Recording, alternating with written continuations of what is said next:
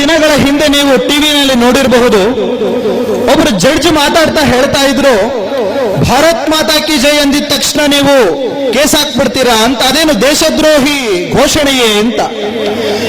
ಆದ್ರೆ ಇಡೀ ಜಗತ್ತಿಗೆ ಯಾವ ದೇಶ ಗುರು ಸ್ವರೂಪದಲ್ಲಿದೆಯೋ, ಇಡೀ ಜಗತ್ತು ಯಾವ ದೇಶದ ಹೆಸರನ್ನ ಕೇಳಿದ ತಕ್ಷಣ ಕೈ ಮುಗಿದು ತಲೆಬಾಗುತ್ತೋ ಅಂತಹ ಸನಾತನ ಧರ್ಮಕ್ಕೆ ಆಶ್ರಯ ತಾಣವಾಗಿರುವ, ಸನಾತನ ಹಿಂದೂ ಧರ್ಮದ ತವರು ಮನೆಯಾಗಿರುವ ಭಾರತದ ಮಾತೆಗೆ ನಾವು ಜೈಕಾರ ಹಾಕಿದ್ರೆ ಪೊಲೀಸ್ ಅವರು ಕೇಸ್ ಹಾಕ್ತಾರ ಅಂತ ಜಡ್ಜ್ ಒಬ್ರು ಪ್ರಶ್ನೆ ಮಾಡ್ತಿದ್ರು.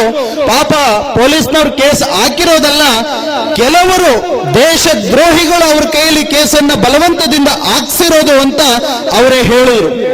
ಇವತ್ತು ನಾವಿಷ್ಟು 1000 ಜನ ಇದ್ದೇವೆ, ಒಮ್ಮೆ ಎಲ್ಲರೂ ಕೂಡ ತಾಯಿ ಭಾರತಿಗೆ ಜೈಕಾರವನ್ನು ಹಾಕೋಣ, ನೋಡೋಣ ನಮ್ಮ ಎಷ್ಟು ಜನರ ಮೇಲೆ ಕೇಸ್ ಹಾಕ್ತಾರೋ ನೋಡೇ ಬಿಡೋಣ.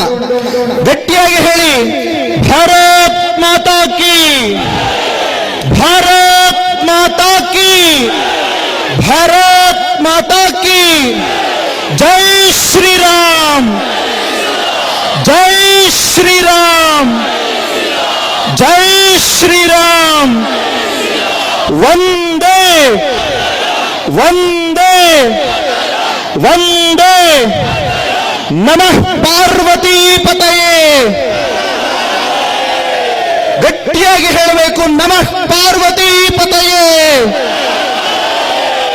ನಮಃ ಪಾರ್ವತಿ ಪತಯೇ. ಈಗ ನೋಡೋಣ ಯಾರು ಬರ್ತಾರೋ, ಬರ್ಲಿ.